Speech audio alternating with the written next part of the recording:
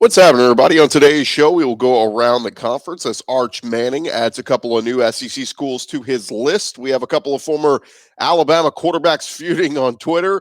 Raises are in hand for some assistants at Georgia and much more. Also, we continue to get closer to the start of SEC baseball season today. We catch up with the new head baseball coach at LSU, Jay Johnson, as he previews his team that has some high expectations heading into this year. Locked on SEC starts right now. You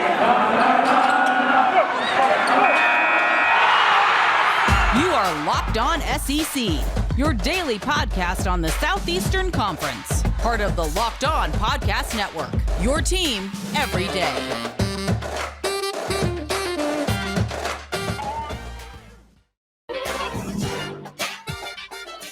And what is happening, everybody? Welcome into Locked On SEC. Great to have you guys along. I'm Chris Gordy. Thanks for making Locked On SEC your first listen every day. Remember, Locked On SEC is free and available on all platforms, including YouTube and at LockedOnSEC.com. Let's jump into it. Let's go around the conference. Boots out to the right. Intercepted. Makes the handoff. Throws in front of the ball. What a catch. Around the conference. And we start over at Alabama as former Bama quarterback David Cornwell went after another former Tide quarterback, Blake Barnett, on Twitter. It started when Alabama reporter Clint Lamb posted a picture of a couple of quarterbacks at Alabama, including them, Cornwell and Barnett in the picture. It led to someone questioning Barnett's talent. Cornwell then jumped in saying, look, I was in the quarterback room. He didn't really have much talent. Any other questions about those seasons?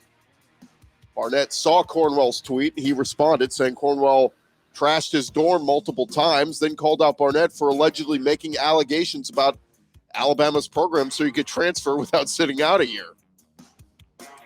Clearly, those two not best friends after their time in Alabama, but always interesting when drama unfolds on social media. So we'll see if those guys continue going after one another. Meanwhile, over at Georgia, a couple of raises in hand for some Florida assistants. Seth Emerson of The Athletic sharing that offensive coordinator Todd Monken has received a bump in pay going from 1.1 million to 1.25 million.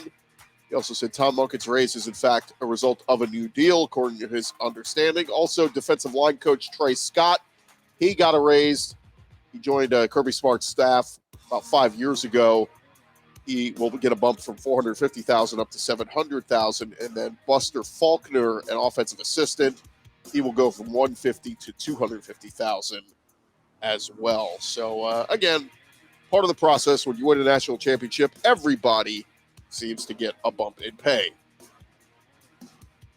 Over at Kentucky, Liam Cohen, he is a hot name on the assistant coaching market, and a couple of NFL teams eyeing him, including the team that he came from, the Los Angeles Rams. It is possible that Sean McVay calls his buddy Liam Cohen to come back and be offensive coordinator for the Rams because Kevin O'Connell just took the Minnesota Vikings head coaching job. Ian Rappaport on NFL Network said, look, a couple of names to keep an eye on for the Rams. Liam Cohen, who is at Kentucky right now, he could go back to the Rams to be their offensive coordinator, was on the Rams staff for several years. Very bright young coach. So we will see if Liam Cohen opts to go back to Los Angeles to join the Rams after they won the Super Bowl. Meanwhile, over at Tennessee, Hendon Hooker took over as the Vols starting quarterback early last season and put up some really big numbers in the Josh Heupel system. And now he's coming back to school, and there are reports that he is getting paid. According to Spire CEO James Clausen, who runs a third-party group that helps distribute NIL money, said the plan is to get Hooker NIL deals into the millions. He said, quote, we feel like the quarterback at Tennessee can make as much money as anywhere in the country. If you go out and replicate the season Hendon Hooker just had, there's no reason why at the end of the day, in deals we do and other companies do or national brands, the quarterback at Tennessee can't make seven figures a year. We'll track it and see what Hendon Hooker ends up getting and see if he starts tweeting out about a bunch of new companies that he's promoting. But again, player empowerment era, go get yours. If you're a star player in the SEC, you should certainly be getting something from somebody. Meanwhile, a guy who will likely have a lot of NIL deals in his future. Arch Manning, an elite 5-star quarterback, number 1 quarterback in next year's class, the nephew of Eli and Peyton Manning. A report came out that Manning was reportedly down to 2 schools, but 24/7 Sports came out and disputed that and actually said, Steve Wiltfong said that list is growing. Manning has obviously had his pool of Alabama, Georgia, Ole Miss, and Texas. And he says actually Florida and LSU are now in the mix, according to Cooper Manning, Arch's dad. He said the changes in coaching staffs opened LSU and Florida back up. So Brian Kelly, Billy Napier, both now in the mix for Arch Manning. So 2 more SEC schools on top of Alabama, Georgia, Ole Miss, and future SEC school, Texas. According to Wiltfong's report, also, Clemson is on the outside looking in when it comes to Manning's recruitment, and they very well be off his list at this point. So sorry, Dabo, but Arch Manning most likely going to stick in the SEC, or he'll go to Texas and be in the SEC sooner rather than later. Interesting note came out on the Music City Bowl where Purdue defeated Tennessee 48-45. It was the 3rd most attended bowl game this past season behind the Rose Bowl and the Cotton Bowl. It was the top attended non-New Year's Six Bowl. It was a big bounce back for the Music City Bowl because they canceled their game in 2020 due to COVID protocols. But according to scorecard survey data, most of the Music City Bowl's attendees came from out of town, almost 70%, and occupied over 19,000 hotel rooms. They set a record with a direct economic impact of $32 million to the city of Nashville. So Music City Bowl, looking for something, they get a big matchup like that again. It was a heck of a game, too. I mean, went to down to the wire. Of course, Tennessee, we felt, kind of got robbed, but on TV, it surpassed 100 million all-time viewers as well. Over at Florida, Billy Napier continued to put together his staff on Wednesday, according to 24/7 Sports. A new off-field assistant was brought into the mix from Miami in Benedict Hypolite. He's expected to be a quality control analyst on Napier's staff. Sources tell 24/7, Swamp 24/7 that Florida is expected to pull him away from Miami to serve as that quality control assistant, working with the running backs at Florida. A couple other quick notes on some hires over at Alabama. Marshall is expected to hire Alabama staffer Jonathan Galante as the Herd's new special teams coordinator. Meanwhile, Alabama offensive line grad assistant Man Ray St. Amour, he has been hired as the offensive line coach at Charleston Southern. And one more quick note, David Turner, Florida's defensive line coach the last 3 seasons. He has landed a job coaching the D-line over at Georgia Tech. So there you have it. Those are just some of the coaching moves going on around the conference. When we return, we're going to catch up with Jay Johnson, the new LSU baseball head coach, in just a second. Thank you guys again for making Locked On SEC your first listen every day. Also, need to remind you, football is over for this season, but basketball is in full steam for both pro and college hoops. From all the latest odds, totals, player performance props to where the next fired coach is going to land, BetOnline is the #1 spot for all your sports betting needs. BetOnline, they remain the best spot for all your sports scores, podcasts, and news throughout the season. And it's not just basketball. BetOnline.net is your source for hockey, boxing, UFC odds, right to your Olympic coverage, and, of course, all your Olympic information as well. Head to the website today. You can do so on your mobile device or your laptop, whatever. You can learn more about all the trends and action going on in the sports betting world. Go check them out. BetOnline, it is where the game starts.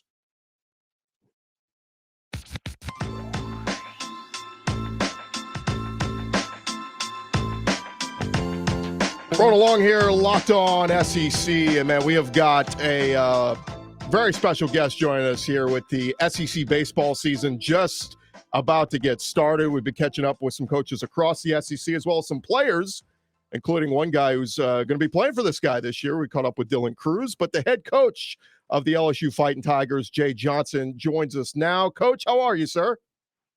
Doing great, Chris. Thanks for having me on. Absolutely. I want to start here, Coach. I know you guys have finally started up actual practices. You had voluntary workouts the last couple of weeks. How exciting is it to finally get the full-on practices knowing the season is almost here?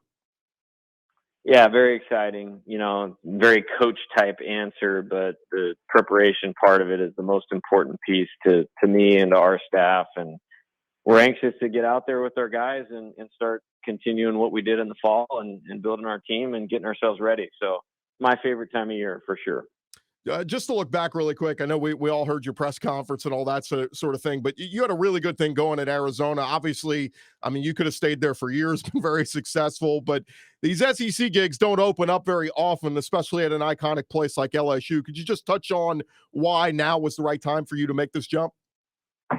Yeah, I think you said it. It was this place, and it's a great conference, but LSU held a little bit different meaning to me. When you growing up as a young player, maybe through junior high and high school, and in college, there was a 50% chance you turn on a College World Series game and there was going to be a purple jersey running around Rosenblatt Stadium. So for me, it was just this job. And you're right, we did have a good thing going at Arizona. Could have stayed there forever. Actually planned on staying there forever. But how this all materialized, I felt like this was the once in a coaching career, once in a lifetime opportunity, and couldn't be more excited to be here. I know, Coach, when a new coach goes to a new place, they say things, all the cliches. This is going to take some time. Rome wasn't built in a day. But it seems like this team, coming off a postseason run with a lot of talent coming back, is it fair to say this program's in a spot where you can hit the ground running and, kind of start winning immediately? I've never really thought of that the way some coaches do. For me, in your coaching career, you have a longer window than the player does to go after going to Omaha or trying to win a national championship or having a really special season. So it's not fair if you come in the first year and just say, hey, when I get my players in, then we'll get this thing rolling. Now, there may be things that you don't have control over, but we're going to do the best job we can to have the best team we can in 2022. And you're right. There's some really good players. You mentioned Dylan. He's an incredible talent. Trey Morgan, Jordan Thompson, Kate Doty. I mean, there was a really good foundation of players here that, went through some growing pains throughout the season, played well at the end. And I'm excited to be with them and get them moving in the direction we all want LSU to be.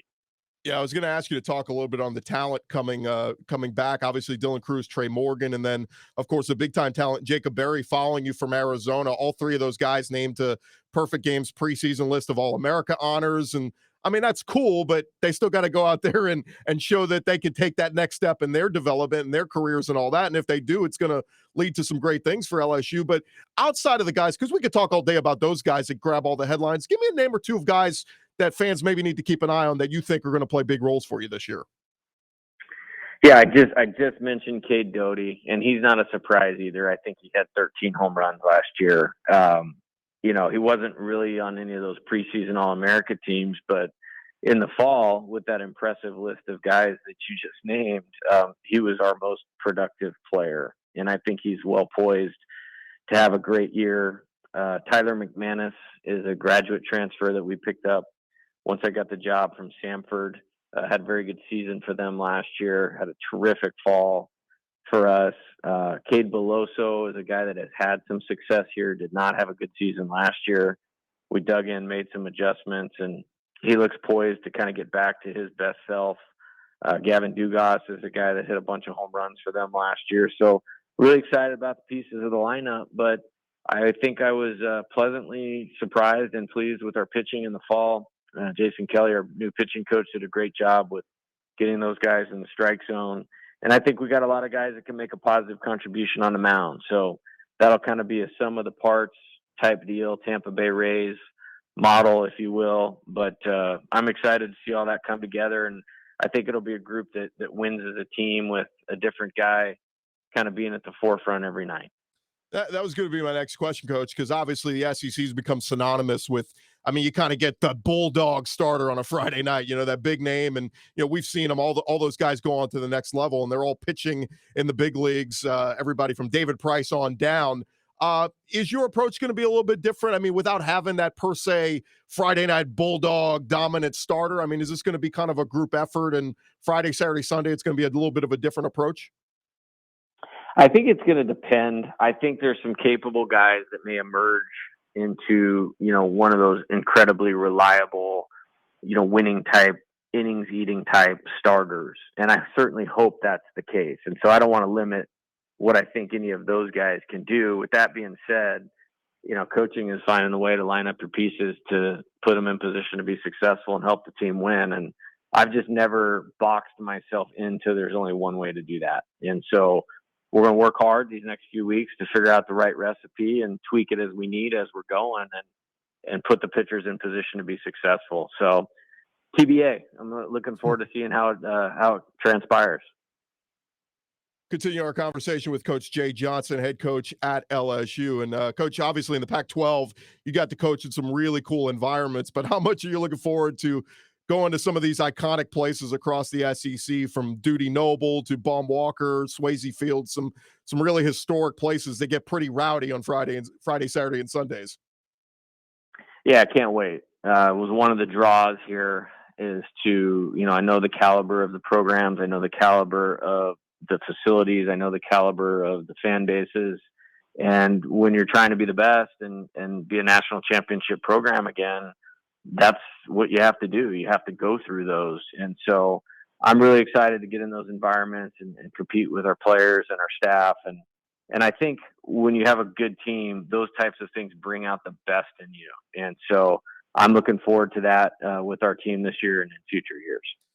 A lot of the preseason rankings have come out, and a lot of highly ranked teams on your schedule, including Texas, who you guys will see in the Shriners Classic over in Houston. But, of course, all the great teams from the SEC ranked very high, including the reigning national champs in Mississippi State. You kind of have to just pace yourself and literally, I know it's cliche, but one game at a time, one series at a time, because if you just look at the schedule as a whole, it can be pretty overwhelming.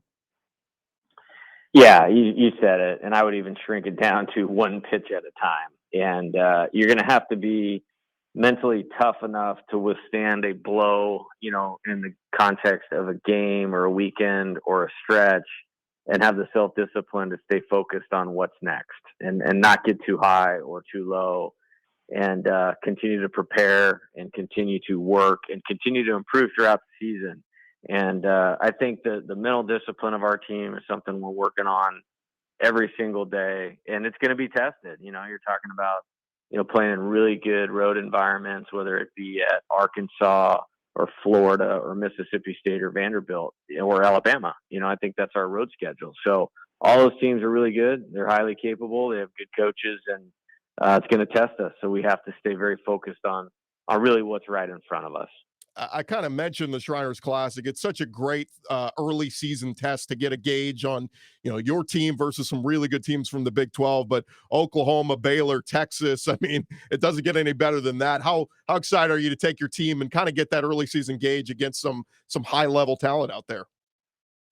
I think it's going to be awesome. It's actually a tournament I've always wanted to play in, and at Arizona we could never quite get in the door. And they kind of regionalized it, SEC, Big 12, Houston area schools, which I totally understand, but it's going to be a big deal for us. The state of Texas is going to be incredibly important in our recruiting. There's a ton of LSU alums in Houston. It's actually the city with the most alums of any city in the entire country. So I'm excited to see a lot of purple in the ballpark and make our way in there and put on a good product and make that a spot where we're going every other year. We're looking forward to that, and we'll continue that tradition that LSU has. And can't wait to get down there for the Shriners. Just a couple more for you here, Coach. Look, fall ball has become, it feels like it gets bigger and bigger every year. You're able to have some scrimmages, get a good, determination on what your team's going to look like, but also letting fans come in and see. I mean, was that new to you to have all these fans coming out and watching your team in the fall when, football's on our minds at LSU, right? Not baseball. Was it crazy to have all those fans coming out, watch your team so early? It was unbelievable. I remember we were practicing the very first inter squad before we started, and they were going to open up the gates for the scrimmage, and I had my back to the stadium and was really focused on what we were doing. We were doing like a base running thing or a defensive thing. And then I turned around and there was like 1,500 people sitting there and thought, okay, this is what everybody's been talking about. And it's been great to engage with our fans, and we want to make this here one of the best home field environments in college baseball. And I think we're well on our way to doing that. And it's one of the reasons I came here and excited to to give our fans something they can be really proud about. I know Coach Paul Maneri, who just hung it up, he spoke very glowingly of you, but he always had a great mentor, and Skip Bertman there is a great resource to lean on whenever he had questions or whatever. Now it sounds like you're going to have two great resources in Paul Maneri and Skip Bertman, both kind of hanging around whenever you need anything. You could ask those guys questions. Well, I mean, how cool is that to have those two guys, legends, hanging around that you can kind of lean on as resources like that? It's unbelievable. There's a lot of cool things about this job. What you just said, from a personal standpoint, has been the best thing. I went to lunch with Skip last week, and it's about 20 minutes both ways, and that 40 minutes in the car of just listening to him. I mean, that's something I'm never going to forget. And having some background on him and studying him has been unbelievable. And Paul was great with the transition and things that maybe were pressing that needed to be paid attention to. And we talk, about once a week as well. So I'm very fortunate. That's certainly not lost on me, and feel very lucky to be able to call those guys and get to spend time with them.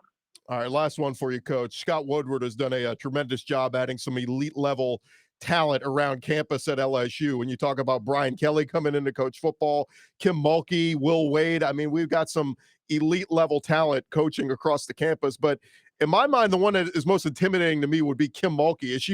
Have you had a run in with her yet? Sorry, I've told a joke about this, but man, she's got a presence. She's got an intensity that is next level. And I made a joke that when I walk in the room and she's in there, somehow I just stand up a little straighter. She's got, she is the top of the top. And obviously her son, Kramer Robertson, was a great player here at LSU, shortstop. And so she's got some baseball background and doing a great job with the women's basketball team. So it is really cool to have a fraternity of coaches that are that successful and that I get a chance to be around, which is awesome. And great to be here for sure. Well, Coach, best of luck this season. Really appreciate you taking some time. And I've talked with a couple of former players who said how excited they are for you. Alex Bregman said he had a long phone conversation with you not that long ago. And he said he's ready to see LSU get back to the top where they belong. And great to have that support of the former players as well as all the current players as well, right?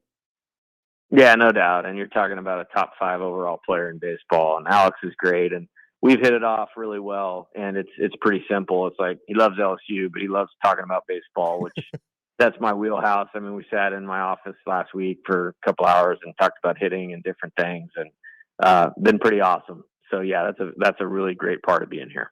Coach Jay Johnson heading into his first season as LSU baseball coach. Coach, thanks so much for the time. We really appreciate it. All right, thanks, Chris. All right, that's Coach Jay Johnson there of the LSU baseball team.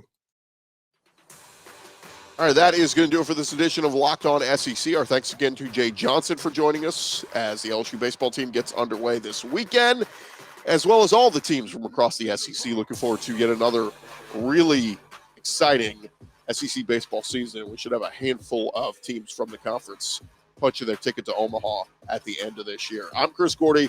Thank you guys again for making us your first listen every day. Now you can go make your second listen. Check out the Locked On Bets podcast with your boy Q and Lee Sterling. That's it for me. We'll talk to you guys tomorrow.